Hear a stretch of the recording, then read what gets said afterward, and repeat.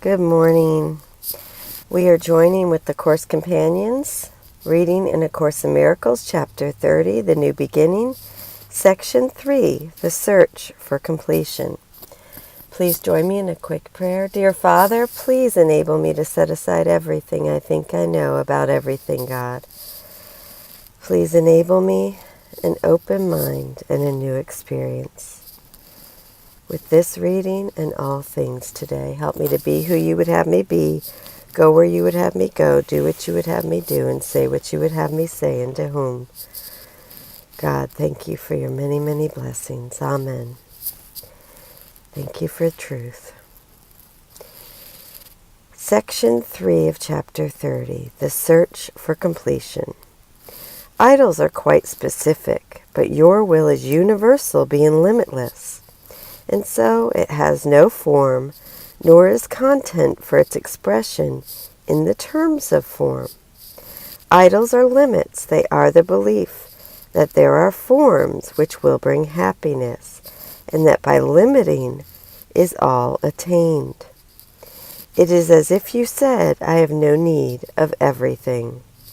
This little thing I want, and it will be as everything to me. And this must fail to satisfy, because it is your will that everything be yours. Decide for idols and you ask for loss. Decide for truth and everything is yours. It is not form you seek. What form can be a substitute for God the Father's love? What form can take the place of all the love in the divinity of God the Son?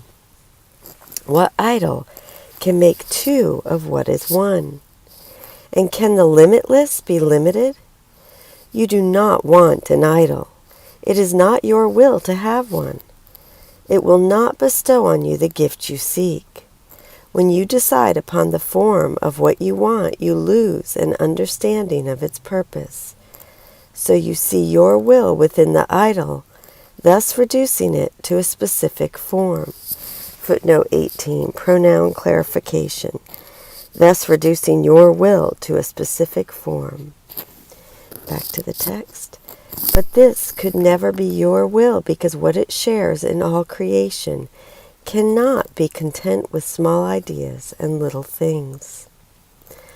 Behind the search for every idol lies the yearning for completion.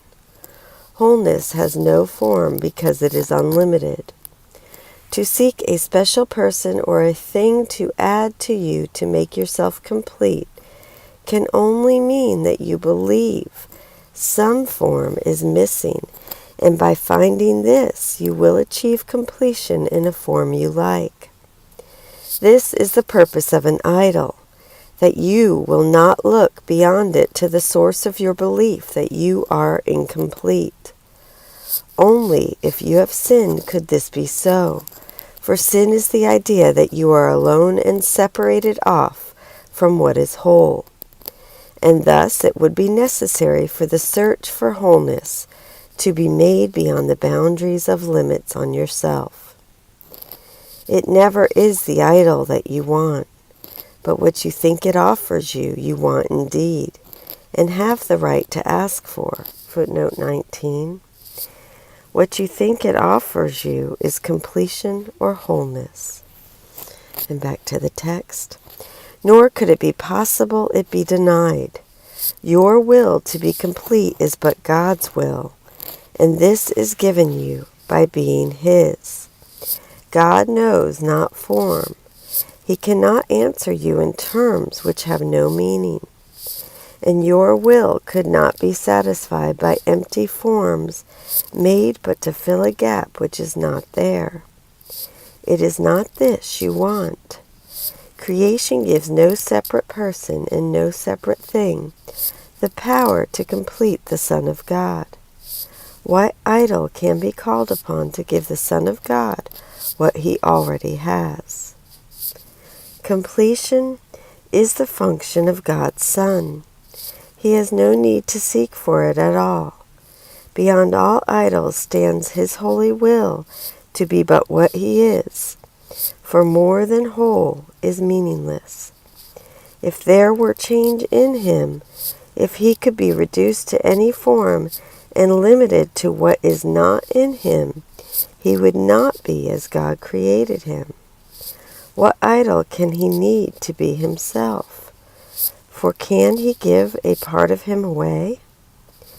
What is not whole cannot make whole, but what is really asked for cannot be denied.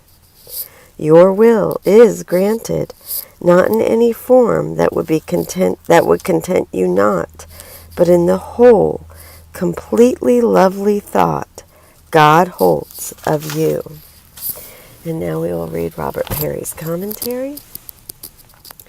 After a 2-section excursion into overcoming our resistance to asking for guidance, we return to the topic of idols, the things in the world we look to for safety and happiness. When it comes to idols, much of the usual challenge seems to be convincing ourselves that we deserve something really nice. Can it really be that someone as ordinary as us deserves that nice house, partner, job, car, etc.? That annoying slogan, "Because you're worth it," assures us that we do deserve the best, but do we actually believe that? Jesus' point in this section, however, is the opposite. His point is that none of the things in this world, however luxurious, are good enough for us. This startling yet freeing view is based on the nature of our will. Our true will, he says, is limitless. It is so unbounded that it has no form. It has only one desire. It wants everything. The only thing that will satisfy it is infinity. Our desires in this world may be far more modest than this, but the beating heart of each one is the desire for infinity. That this is our true desire doesn't fit the normal view of ourselves as human animals searching merely for food, shelter, and companionship. It only makes sense if we are a different being altogether, if we are a divine being masquerading as a human being. Then yes, of course, we would naturally want something greater than anything this world has to offer. If we want infinity, then it is obvious that no idol is going to do it for us. Idols are forms, and forms are limited. They are small things with defined boundaries. If we want the limitless and idols are limited, then we cannot truly want them, and that is exactly what Jesus says. You do not want an idol. It is not your will to have one. That can be hard to believe when we are yearning for one so intensely that we can think of nothing else. What Jesus says, however, is that we are not actually yearning for the idol itself. This makes sense because once we finally get the idol, we tend to lose interest in it and start planning to acquire the next one. So it's not the idol itself that gets our heart racing. It's what it represents. It's what we think it will deliver, even though it never does. It never is the idol that you want, but what you think it offers you, you want indeed.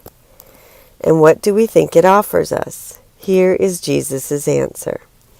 Behind the search for every idol lies the yearning for completion.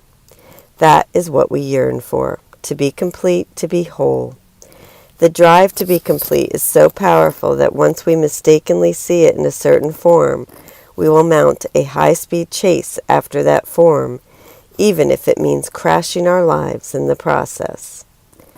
Given how powerful this yearning is, isn't it wonderful to hear Jesus say that we have the right to ask for it?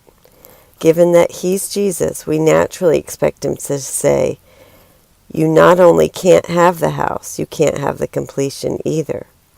But he goes all the way to the other end of the spectrum, and assures us that wholeness is our right. It is something that we cannot be denied. I especially love this line. Your will to be complete is but God's will, and this is given you by being his will. Think about that. When you feel your desire to be complete, you are feeling a little bit of God's will. And because your completion is His will too, and His will cannot be thwarted, completion is yours. This section has one more piece of good news for us. Our desire to be complete is the holy will to be but what we are. The desire for wholeness is the desire to be ourselves, for we are already whole. That is how God created us. Thus, that nameless treasure we see in sex or money or alcohol is ourselves. That's what we are hoping in vain to find there. In which case, why do we even need them? As Jesus puts it, what idol can He need to be Himself? This brings us to the section's beautiful concluding line. Your will is granted not in any form that would content you not. Your will is granted not in any form that would content you not, but in the whole, completely lovely thought God holds of you. Today we need to redirect our search and realize that the pearl of great price that we look for inside every oyster out there is the pearl of our own being. It is the treasure that we already have, because it is the treasure that we forever are. Thank you so much for joining with me. Day 346 with the Course Companions group, Section 3, The Search for Completion. I love you. Have a beautiful day.